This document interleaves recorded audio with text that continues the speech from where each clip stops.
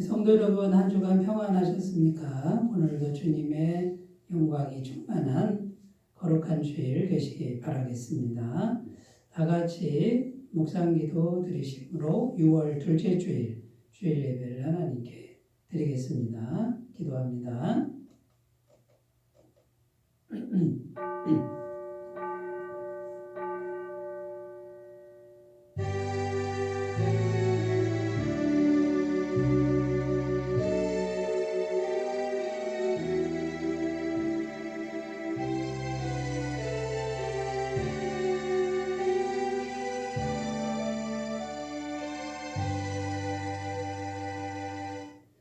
여호와 우리 하나님이여 우리를 구원하사 여러 나라로부터 모으시고 우리가 주의 거룩하신 이름을 감사하며 주의 영예를 찬양하게 하소서. 여호와 이스라엘의 하나님을 영원부터 영원까지 찬양할지어다. 모든 백성들아 아멘 할지어다. 할렐루야 아멘.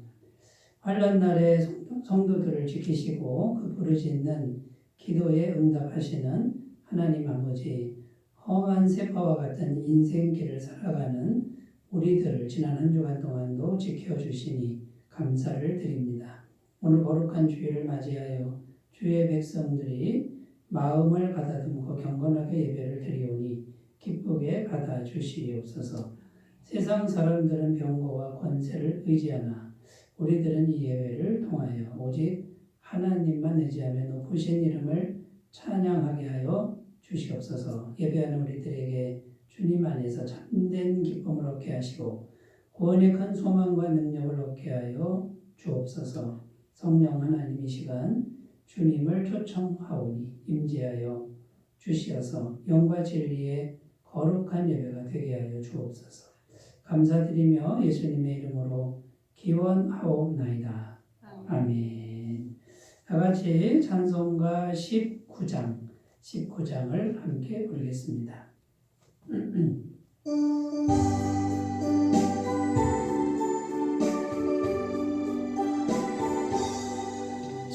찬송하는 소리서 사람 기뻐하도다. 하늘 아버지의 이름 거룩하도다. 세상 사람 찬양하자. 거룩하신 하나님께 할렐루야 할렐루야 할렐루야 아멘.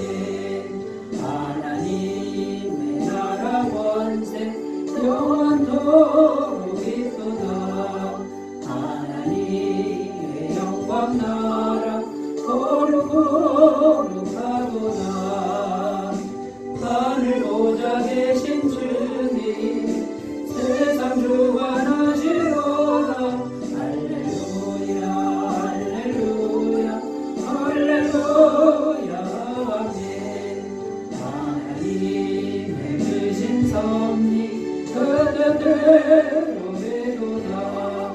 우리 아버지의 뜻은 거룩하도다. 주여 속히 하소서. 기쁜 나를 주옵소서. 할렐루야 할렐루야 할렐루야 아멘.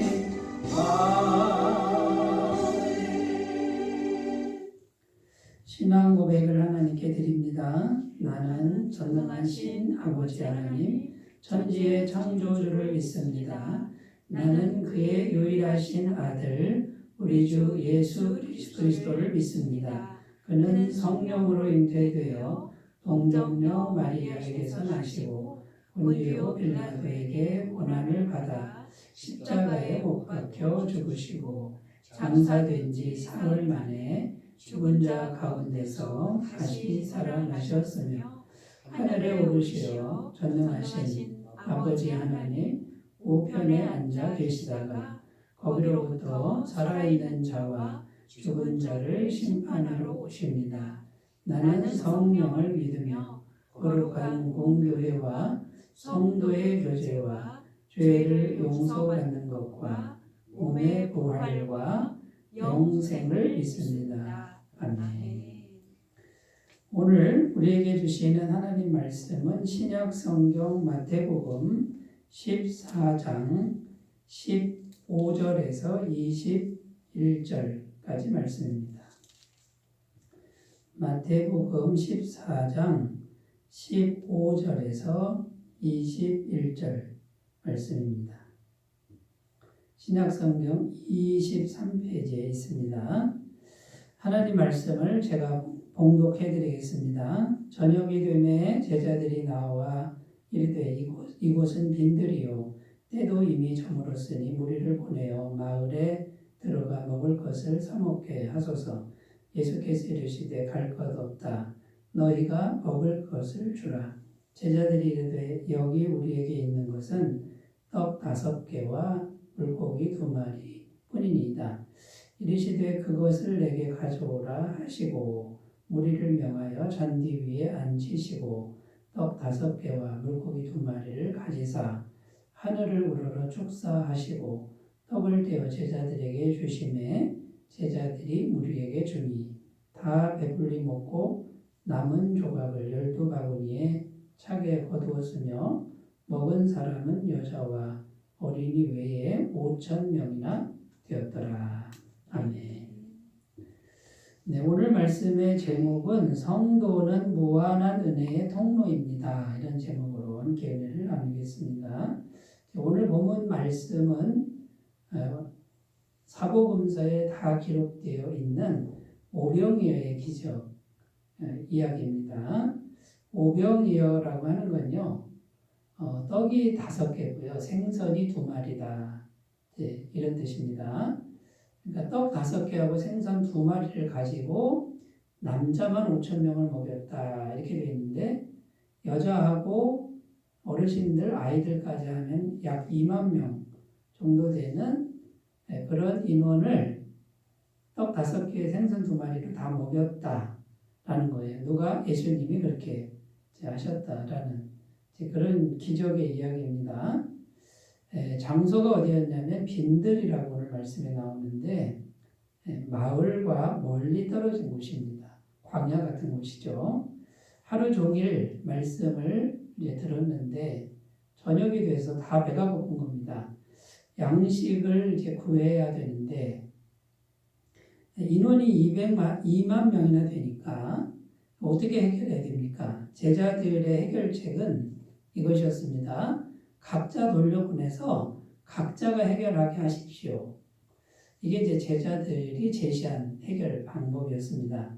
그런데 주님은 이렇게 해결책을 제시했습니다. 너희가 먹을 것을 주어라.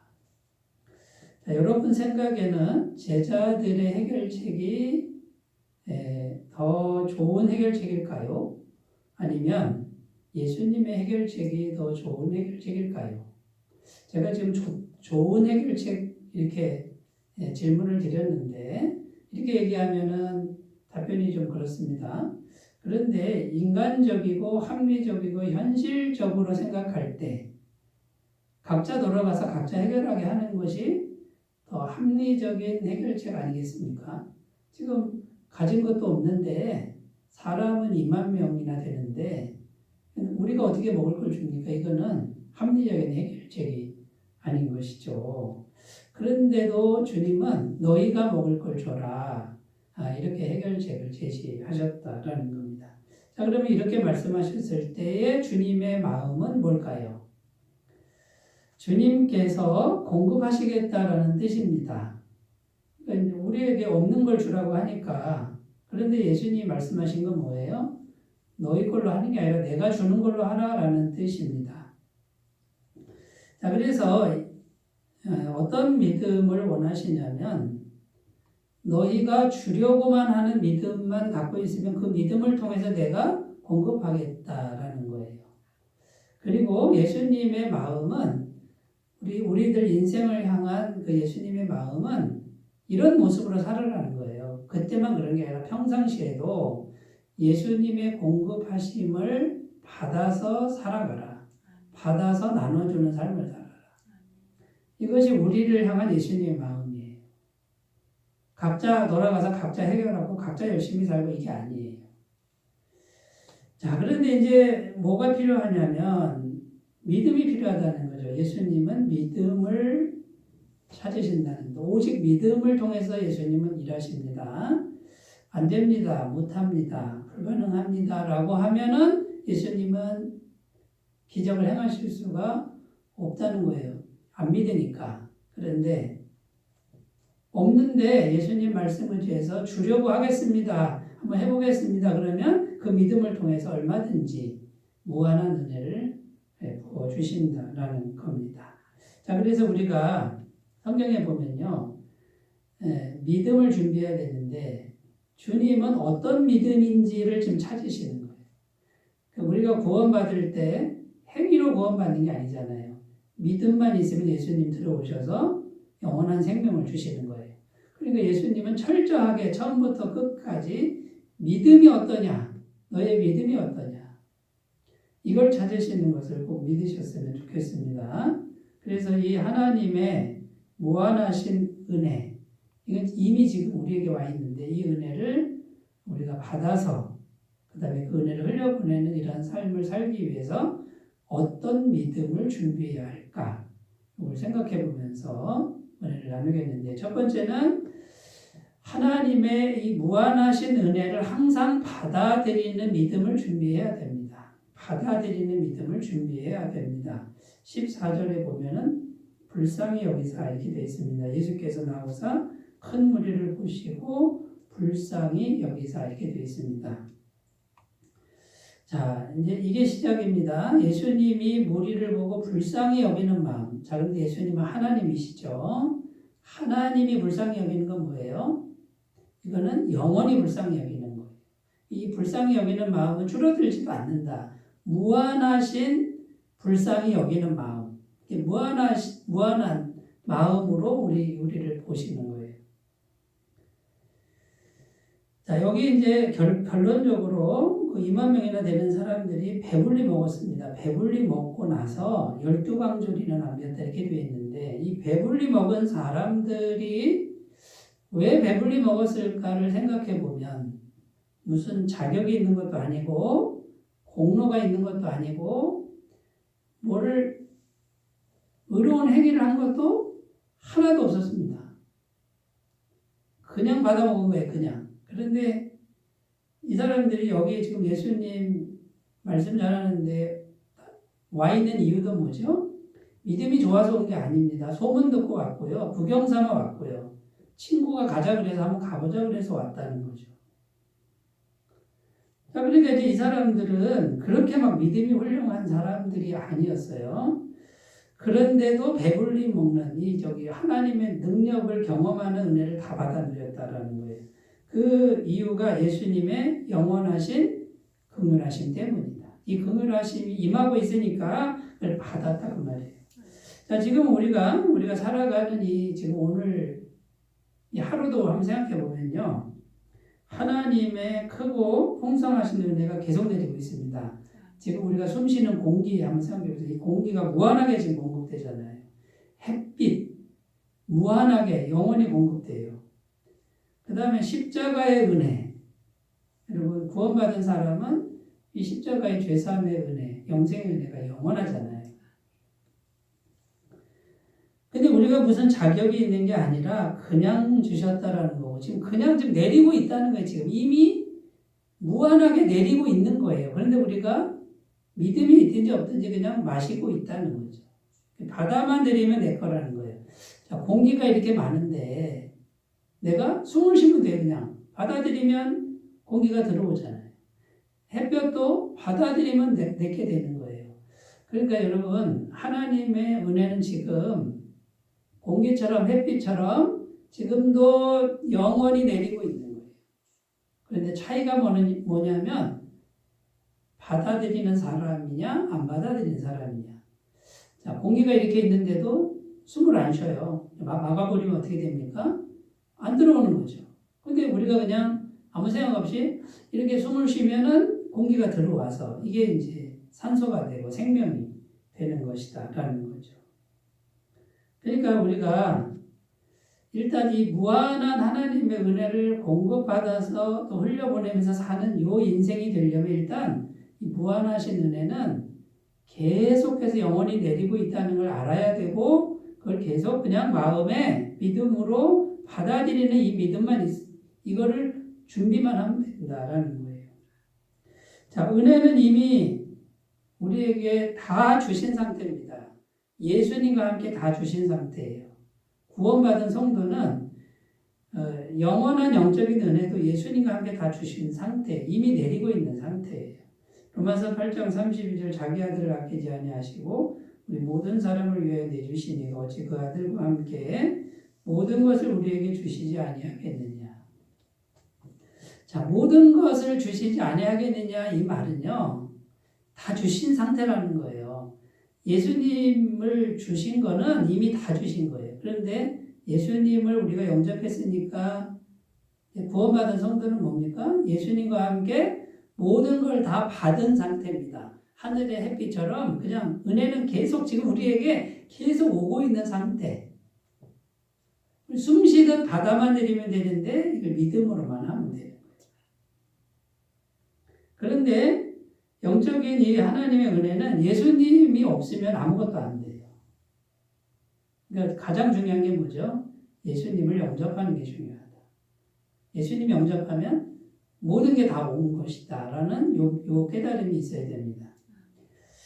두 번째, 이 은혜는 받아들이기만 하면 된다. 요것도 참 중요한 진리인데 이 부분을 사람들이 잘 못 믿는 경향이 있죠. 요한복음 1장 12절 영접하는 자 그 이름을 믿는 자들에게는 하나님의 자녀가 되는 권세를 주셨으니 아무것도 공로가 없고 한 게 없는데 예수님을 마음에 영접하는데 주인으로 귀한 분으로 영접하면 하나님의 자녀 권세가 그냥 우리한테 덧입혀지는 거예요. 하늘에게 이제 다 덧입혀지는 이런 은혜가 어디 있습니까? 그냥 받아들이기만 하면 되는 게 이게 정말 중요한 진리 중에 진리라는 겁니다. 자, 그러니까 주님의 무한하신 은혜를 받는 믿음은 내가 막 처음부터 끝까지 막 노력해가지고 뭔가를 막 똑딱똑 해서 뭔가를 이렇게 이루어가는 이런 그림이라기보다는 완성본을 그냥 통째로 받는 거예요. 예수님이란 분을 그냥 그분 자체를 모시는 거. 그 다음에 하나님의 완전한 은혜를 그냥 받아들이는 거예요. 여러분, 이것이 참 믿어지는 은혜가 있으면 좋겠는데 우리가 이 세상에 살아갈 때는 어떤 믿음이죠? 내가 내 손으로 다 해야만 뭔가 이루어진다라고 하는 이 사고방식에 길들여져 있는 분들한테는 이 진리가 안 믿어지는 거예요. 그래서 완성본을 주신다고 이게 좀 이해가 안 되는 그런 부분이죠. 그러나 예수님이라는 분을 영접하는 거는요. 완전하신 하나님을 영접하는 것과 같고요. 그 예수님이 주신 은혜는 완전한 은혜를 주시는 거예요. 뭔가 부족한 은혜는 천국에 없어요. 그러니까 완성본을 그냥 이렇게 주시는 이 믿음으로 바뀌셔야 된다라는 겁니다. 그러니까 이런 믿음만 준비되면 하나님의 은혜는 얼마든지 임한다라는 겁니다. 마태복음 8장 13절 예수께서 백부장에게 이르시되 가라 내 믿은 대로 될지어다 하시니 그 즉시 하인이 나으니라. 자, 백부장은 로마 군인의 그 100명의 군사를 거느리는 장교입니다. 그게 백부장이죠. 이방 사람이에요. 그런데 이방 사람하고 유대인은 상종을 안 합니다. 근데 이 이방 장교가 예수님께 와서 믿음을 얘기하는 거예요. 주님 안 오셔도 돼요. 우리 집에 안 오셔도 되고 명령만 하시면 그대로 될 줄 믿습니다. 그러니까 예수님이 너무 기뻐하신 거예요. 아니 믿음이 너무 좋구나. 내가 유대인 중에 하나님 백성 중에 이만한 믿음을 내가 찾지 못했다. 자, 그럼 예수님이 지금 뭘 찾는 거죠? 믿음을 찾는 거예요. 행위를 찾는 게 아니에요. 그러니까 아니 우리 집에까지 올 것이 없고 말씀으로만 하옵소서. 명령만 하십시오. 내가 군인 아닙니까? 내 부하에게 명령만 하면 부하들은 다 순종합니다. 예수님이 말씀하시면 그대로 될 줄 믿습니다. 내 믿음대로 될지어다 했더니 그 즉시 하인이 완전히 나타요. 완전히. 완성본을 주셨다 그 말이에요. 그러면 백부장 입장에서 예수님께 뭘 갖다 드린 게 있습니까? 잘 보인 게 있습니까? 아니면은 예수님께 무슨 점수를 딴 게 있습니까? 누군지도 모르고 처음 보는 사람이에요. 그런데 믿음만 보시고 무한하신 은혜를 부어주셨다라는 거죠. 자, 여러분, 예수님이 찾는 한 가지가 믿음인데 이 믿음은 무한하신 하나님의 그 긍휼하신 그 사랑, 그거는 조금도 줄어들지 않는다. 우리와 상태와 상관없이 그거를 믿고 그대로 받아들이는 믿음만 준비하면 언제든지 우리에게 임한다라는 거고, 그러면 그 은혜가 와서 어떻게 되죠? 우리의 문제가, 우리 인생에 내가 해결하지 않는 문제가 예수님의 은혜로, 능력으로 해결된다는 거예요. 근데 우리는 어떻게 생각하죠? 내가 내 노력으로 이 문제를 해결하려고 계속 생각을 하는 거예요. 이런 믿음은 무한한 은혜의 통로가 되기가 어렵다. 그거는 자기 노력의 통로지 무한하신 하나님의 은혜의 통로는 되기 어렵다. 자, 무한하신 은혜의 통로는 내가 아무것도 한 게 없어야 돼요. 잘한 게 없어야 돼요. 실패한 것만 있고 내가 잘못한 것만 있는데 무한하신 은혜가 예수님을 통해 내게 온다라고 하는 이 믿음을 갖는 거예요. 마귀는 이 믿음을 가지면 안 된다라고 속삭여요. 속삭이는데 너 양심이 있니? 너 잘못했잖아. 너 그렇게 생각하는 거는 잘못된 생각이라고 속이는 거예요.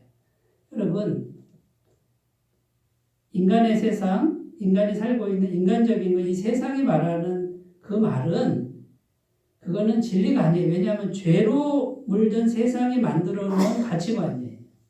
거기에 우리가 길들여지면요, 이 믿음의 세계로 넘어오기가 어렵다는 것을 꼭 기억하시고, 이 믿음을 바꾸는 작업을 우리가 성실하게 잘 하셨으면 좋겠습니다. 그래서 이미 내리고 있는 무한하신 하나님의 은혜를 그냥 값없이 받아들이시는 그런 믿음을 잘 준비하시기 바라겠습니다. 자, 두 번째, 이제 우리가 무한한 은혜의 통로가 되려면 어떤 믿음을 준비해야 되냐면 주님께 받아서 주려고 하는 믿음을 준비해야 됩니다. 16절에 보면 예수께서 이르시되 갈 것 없다. 너희가 먹을 것을 주라. 이렇게 말씀하셨습니다. 그런데 현실적으로 제자들은 가진 게 없었습니다. 그런데 예수님은 너희가 먹을 걸 줘라. 무슨 말입니까? 너희에게 주려고 하는 믿음만 있으면 내가 붓겠다, 내가 공급하겠다, 이런 뜻이에요. 그러니까 지금 주님은 무한한 은혜를 갖고 있으시잖아요. 근데 이것이 통로가 필요한 거예요, 통로가. 그런데 믿음만 있으면 내가 부어준다 그거죠. 그러면 너희들은 내게서 받아서 어떻게 하라고요? 받아서 주려고 주면 되잖아요, 그죠? 그럼 받아서 줄 생각을 하라 그 말이에요. 그러면 2만 명에게 줄 수 있는 게 공급이 되는데 돈 안 내도 됩니다. 일 안 해도 됩니다. 하나님이 주시는 걸로 줄 수 있다. 안 됩니다. 불가능합니다. 못합니다. 이런 믿음을 가지면 통로가 막힌 거예요. 자, 그러니까 이제 우리가 생각을 바꿔야 되는데 내가 가진 것만큼 주려는 생각을 이제는 넘어서야 돼요. 어떤 사람은 가진 것만큼도 안 줘요. 그런데 가진 것만큼 준다 이것도 넘어서고 주고 싶은 만큼 받을 생각을 해야 됩니다. 자, 그러면 여러분 내가 많이 주고 싶으면 어떻게 해요? 많이 받는 거예요. 많이 받는 거. 이게 복 받는 비밀이에요. 자, 그러니까 여러분 우리가 이제 믿음의 그릇을 이제 받을 그릇을 믿음의 그릇이에요. 성령님은 영이시기 때문에 믿음을 그릇으로 보는 거예요. 이 믿음의 그릇을 크게 준비해야 됩니다.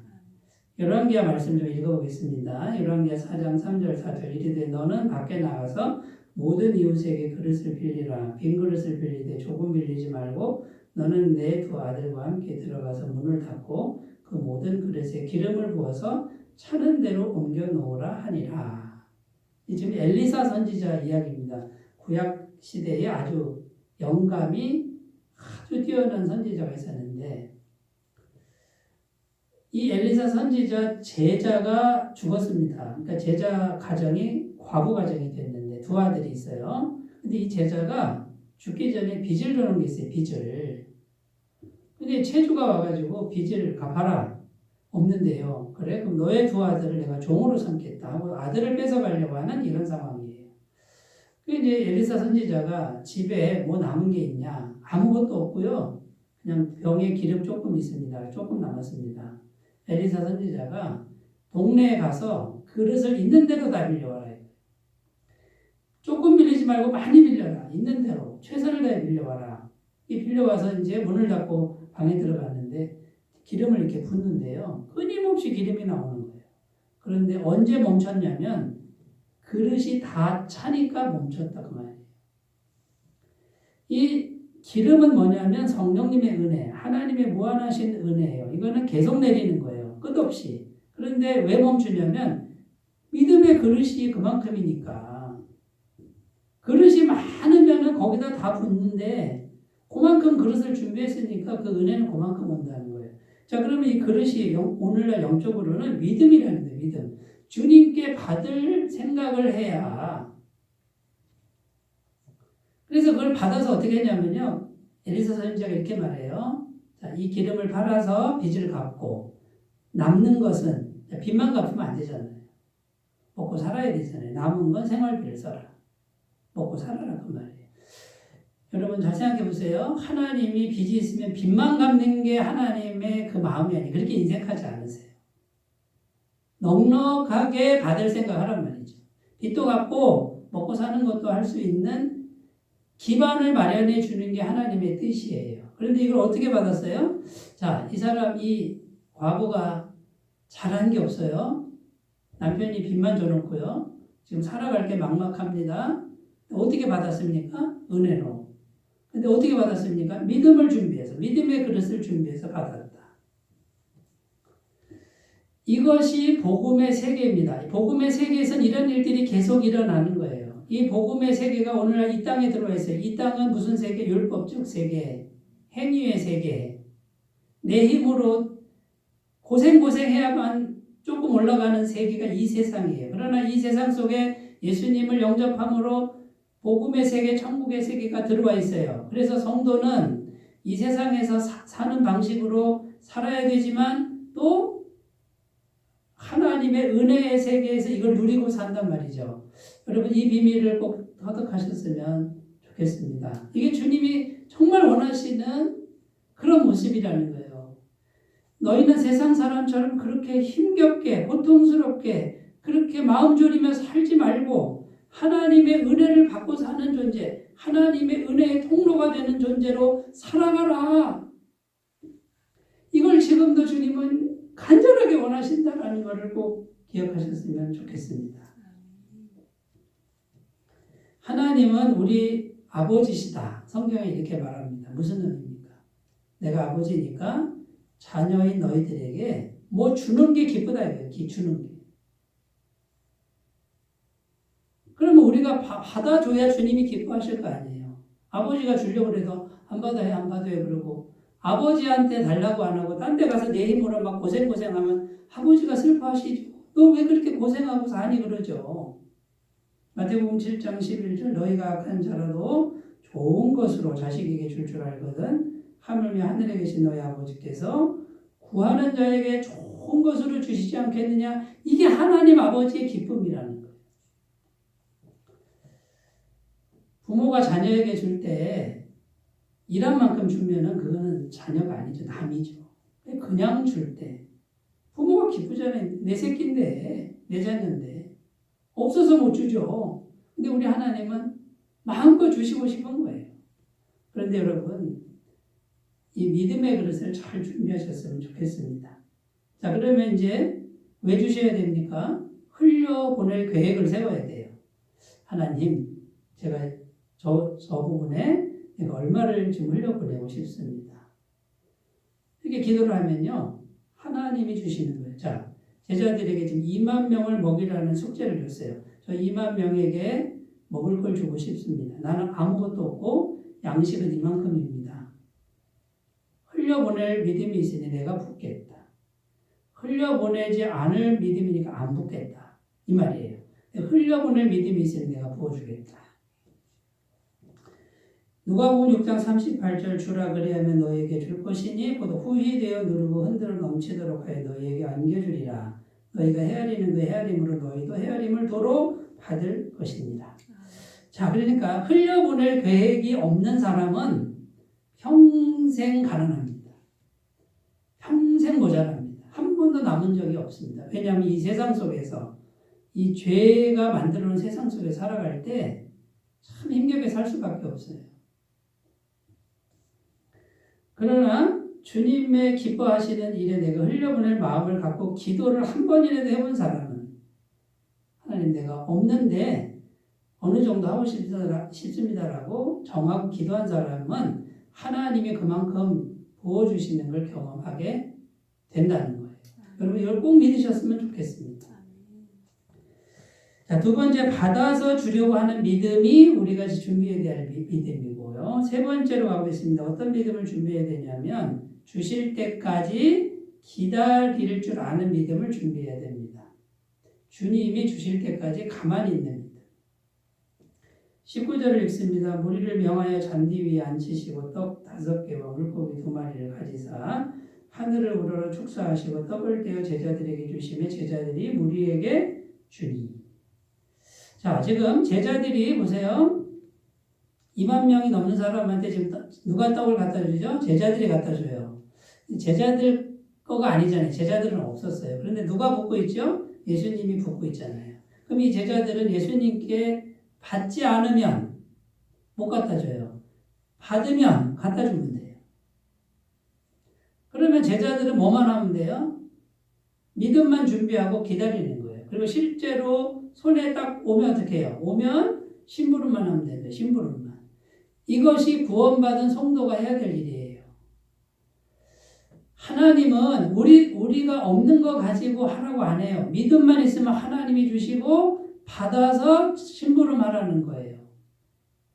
요 믿음을 터득하시는 분들은 어디를 갖다 놔도 이런 식으로 일을 합니다. 이렇게 인생을 살아갑니다. 그러니까 부족함이 있을 수가 없다는 거예요. 자, 그러니까 이제 주님의 손에서 이게 나한테 공급이 될 때까지 이제 기다리는 이게 지금 아주 중요한 부분이에요. 그런데 많은 분들이 여기서 다 실패하는 거예요. 여기서 못 받는 거예요. 이게 못 기다리는 거예요. 그리고 막 불안해지니까 어떻게 합니까? 불안해지니까 자기 머릿속으로 계산해서 자기가 만들어서 자기가 방법을 찾아서 뭔가를 하려고 하는데 금방 바닥이 나요. 안 돼요. 자, 그러니까 어떤 믿음이 이제 필요하냐면 이 조급함과 불안감 이걸 일단 다스려야 돼요. 주님을 신뢰하면서 다스리는 이런 훈련이 필요합니다. 사무엘상 13장 8절 9절 사울은 사무엘이 정한 기한대로 이레 동안을 기다렸으나 사무엘이 길갈로 오지 아니하며 백성이 사울에게서 흩어지는지라 사울이 이르되 번제와 화목제물을 이리로 가져오라 하여 번제를 드렸더니 이게 무슨 말이냐면 사울 왕이요 지금 전쟁을 준비하고 있어요. 지금 대치 상황입니다. 근데 사무엘 선지자가 와서 이제 번제를 드리고 전쟁을 해야 되는데 이 선지자가 안 오는 거예요. 일주일을 기다려도 안 오는 거예요. 그러니까 막 이 군사들이 불안해가지고 군사들이 막 흩어지고 있습니다. 그러니까 사울 왕이 자기도 막 불안한 거예요. 그리고 조급해졌습니다. 근데 끝까지 기다려야 되는데 하나님 신뢰하고 기다려야 되는데 못 기다립니다. 자기가 번제를 드리는 거예요. 번제는 사무엘 선지자만 할 수 있는데 율법을 어기는 거죠. 하나님이 임하셔서 하나님이 하셔야 되는 걸 못 기다리고 자기 방법대로 한 거예요. 그러니까 사무엘 선지자가 와서 왕이 어떻게 이런 행동을 했습니까? 이제 왕의 나라가 길지 못할 겁니다. 결국 뭡니까? 하나님을 신뢰하느냐 신뢰하지 못하느냐의 시험을 하나님이 하셨는데 거기서 통과를 못한 거죠. 이 사울 왕은. 여러분 그러니까 믿음을 준비한 다음에 그 마지막 단계가 뭐냐면 내가 믿음을 준비한 대로 하나님이 주실 때까지 기다릴 줄 아는 기다리고 있으면 틀림없이 늦지 않게 하나님이 공급하시는 이런 은혜가 있음을 꼭 믿으셨으면 좋겠습니다. 하나님을 신뢰하는 믿음을 우리가 평상시에 잘 준비했으면 좋겠습니다. 마태복음 10장 29절 30절 참새 두 마리가 한 아사리온에 팔리지 않느냐 그러나 너희 아버지께서 허락하지 아니하시면 그 하나도 땅에 떨어지지 아니하리라 너희에게는 머리털까지 다 세신 바 되었나니. 지금 당장 막막합니다. 아무것도 보이지 않습니다. 그런데 성경은 하나님은 다 알고 계신다. 머리털 숫자까지 알고 계신다. 참새 한 마리도 하나님 손에서 벗어난 적이 없다. 하물며 너희일까 보냐. 지금 우리 상황을 하나님 다 알고 계신다는 거예요. 그런데 우리가 이게 믿는 게 어려운 거예요. 왜냐하면 하나님 보이시지 않고 귀에 들리지 않고 현실적으로 뭐가 없으니까 그냥 믿으라고 하니까 이게 어려운 거예요. 그런데 여러분 이거는 하루아침에 되지 않습니다. 이 지식을 넣은 다음에 매일매일 기도하면서 기다릴 줄 아는 훈련을 생활 속에서 꾸준히 하지 않으시면요. 믿음은 자라나지 않습니다. 갑자기 자라나는 게 아니에요. 우리가 계단 올라갈 때 2칸, 3칸 올라갈 수 있어요. 그러나 5칸, 10칸은 못 올라가는 거예요. 2칸, 3칸도 한 번이지 계속 올라가려고 그러면 못해요. 한 칸, 한 칸씩 올라가야 오래 올라갈 수 있는 거예요. 믿음도 마찬가지입니다. 믿음이 전혀 없는 사람이 갑자기 10칸을 올라갈 수는 없어요. 한 칸 한 칸 올라가면서 훈련을 쌓으셔야 됩니다. 그리고 이 기다릴 줄 아는 믿음을 준비하려면요. 내가 생각한 방법, 내가 기대한 시간 이걸 버려야 됩니다. 내 방법이 아닌 다른 방법으로 온다라고 믿어야 돼요. 내 머릿속에 있는 방법이 내가 하면 되죠. 그거는 하나님이 하시는 게 아니에요. 내가 생각하지 않는 방법으로 온다라고 믿고 있는 거예요. 그게 믿음의 그릇이에요. 그리고 오늘 올지 내일 올지 1년 후에 올지 주님께 맡기는 것이 믿음이에요. 역대하 20장 12절입니다. 우리 하나님이여 그들을 징벌하지 아니하시나이까 우리를 치러 오는 이 큰 무리를 우리가 대적할 능력이 없고 어떻게 할 줄도 알지 못하고 오직 주만 바라보나이다 하고. 이게 뭐냐면요. 지금 유다 나라를 쳐들어왔어요. 연합군이 쳐들어왔는데 지금 이스라엘 백성은요. 유다 백성은 아무것도 할 수 있는 게 없고 군사력도 안 돼요. 그런데 그 왕이 어떻게 했냐면요. 왕이 백성들에게 금식을 선포하고 다 함께 기도하자. 그리고 왕이 직접 올라가서 하나님 우리는 어떻게 해야 될지 알지 못합니다. 방법도 모릅니다. 그냥 주만 바라봅니다. 이 사람 머릿속에는 계획이 없어요. 어떤 방법이 없어요. 실제로 아무것도 없는 거예요. 그냥 주님만 바라봅니다. 그런데 어떻게 할지 언제 할지 몰라요. 주님만 바라봅니다 하고 목숨을 걸고 기다린 거예요. 어떻게 이제 응답이 오냐면요. 성령이 선지자에게 임합니다. 이 선지자가 말씀을 전합니다. 말씀이 올 때까지만 해도 현실은 바뀌지 않았어요. 그러나 말씀이 공급됐는데 그 말씀대로 현실이 이루어지는데 역대하 20장 22절 23절 그 노래와 찬송이 시작될 때에 여호와께서 복병을 두어 유다를 치러 온 암몬 자손과 모압과 세일산 주민들을 치게 하심으로 그들이 패하였으니 곧 암몬과 모압 자손이 일어나 세일산 주민들을 쳐서 진멸하고 세일 주민들을 멸한 후에는 그들이 서로 쳐 죽였더라. 이 선지자가 뭐라 그러냐면 성가대를 조직해서 그 적군을 향해서 비무장 상태로 전진해라. 찬송하며 전쟁해라. 이렇게 이제 이 말씀이 임했어요. 이게 참 어려운 말씀인데 이때 그대로 순종을 해서 나가는데 성가대가 찬송을 딱 시작하는데 성령이 이제 하나님의 임합니다. 그랬더니요. 이 세 나라가 연합해서 왔는데 역사적으로 내분이 일어난 거예요. 서로 싸우게 만든 거예요. 뭔가 이제 이권 다툼이 벌어져가지고 이 세 나라가 자기들끼리 쳐 죽이고 흩어지는. 그래서 하나님의 백성은 손 하나 되지 않고 전쟁에서 이깁니다. 이게 누가 한 거냐면 오늘 여기 보면 여호와께서 복병을 두어 이렇게 말씀하고 있는 거예요. 자기들끼리 싸운 거죠. 여러분 이런 걸 어떻게 우리가 예상할 수 있겠어요? 상상할 수도 없잖아요. 이건 하나님이 하시는 거예요. 그러면 기다릴 줄 아는 믿음은 뭡니까? 내 머릿속에 수많은 생각이 있어도 그대로는 안 된다는 생각을 하고 하나님의 방법이 있고 하나님의 길이 있고 하나님의 능력이 있음을 믿고 기다리는 거예요. 그럴 때 이 역대하 말씀처럼 전부를 걸어야 되는, 전부를 걸고 하나님을 신뢰하는 이것을 주님이 요구하실 수도 있다라는 거예요. 그런데 반드시 승리하는데 이 승리를 통해서 하나님이 살아계신 것을 믿게 되고 믿음이 자라나게 되는, 강한 믿음으로 자라나게 되는 그런 은혜가 있을 줄로 믿습니다. 자, 여러분, 구원받은 성도는 무한하신 은혜인 예수님이 이미 여기 들어와 계시고 예수님이 계시니까 하나님의 모든 완벽한 은혜, 영원한 은혜가 이미 우리에게 다 내리고 있는 상태라는 거예요. 받아들이고, 그 다음에요, 받아들이기만 하면 욕심이 있으니까 흘려보낼 기도를 하십시오. 지금 내가 없어도 이것도 하고 싶고요, 이것도 하고 싶고요. 하나님의 일 하고 싶습니다. 그리고 기도를 하시면 그 다음에요, 공급될 때까지 기다리시면 돼요. 공급 안 되면 안 하면 되고요. 여러분, 이렇게 하나님이 모든 걸 다 준비해 놓고 우리에게 지금 은혜를 풍성하게 부어주시려고 준비하고 있는 상태가 지금 구원받은 상태라는 걸 꼭 기억하시고 그것을 누리며 살아가는 정말 감격적이고 풍성하고 은혜가 충만한 삶이 되시기 바라겠습니다. 기도합니다. 하나님 아버지, 구원받은 우리가 무한한 은혜의 통로인 것을 항상 기억할 수 있도록 도와주옵소서. 예수님의 이름으로 기도드립니다. 아멘. 찬송가 310장을 부르겠습니다.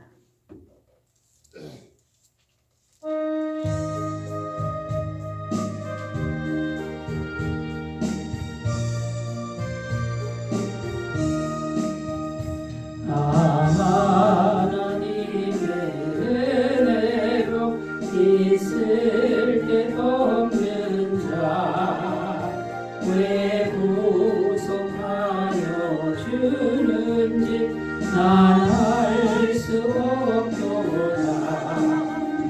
내가 믿고 또 의지하고 내 모든 형편 아시는 주님 응원해 주실 것을 나는 확실히 아네. 내게 굳세 믿음과 또 복음 주셔서 내 마음이 항상 편한지 난 알 수 없도다. 내가 믿고 또 의지하고 내 모든 형편 아시는 주님 응원해 주실 것을 나는 확실히 아네.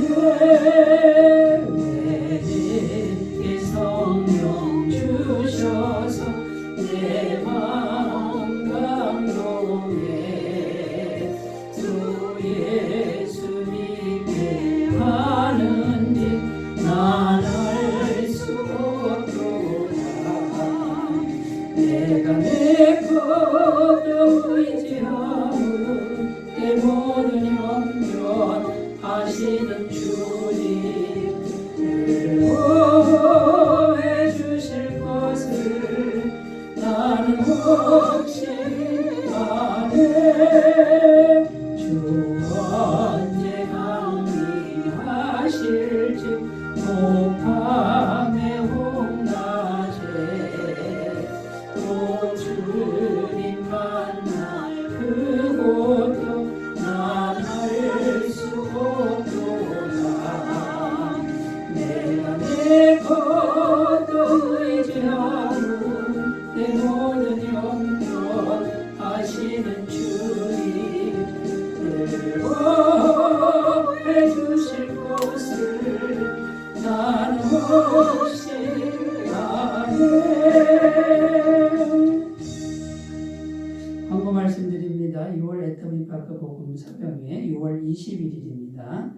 많은 참석 부탁드리고 남녀선교회 분기회 마지막 주에 있습니다. 7월 첫 주는 맥주 감사주일로 지키고 세례식과 성찬식이 있습니다. 다른 경우 주보 참조하시고 사랑의 나눔 부르고 축도로 예배를 마치겠습니다.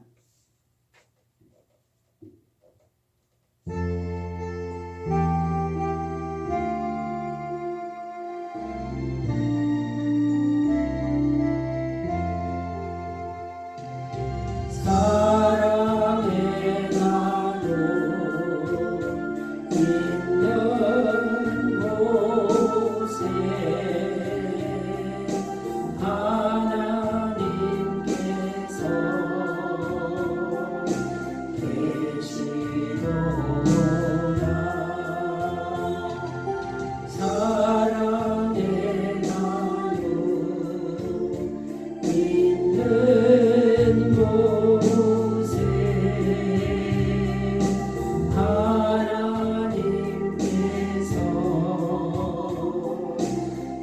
계시도다. 이제는 우리 주 예수 그리스도의 은혜와 하나님의 사랑하심과 성령님의 교통하심이 예배를 드리는 모든 백성들이 영원토록 함께 하시기를 간절히 축원하옵나이다. 아멘.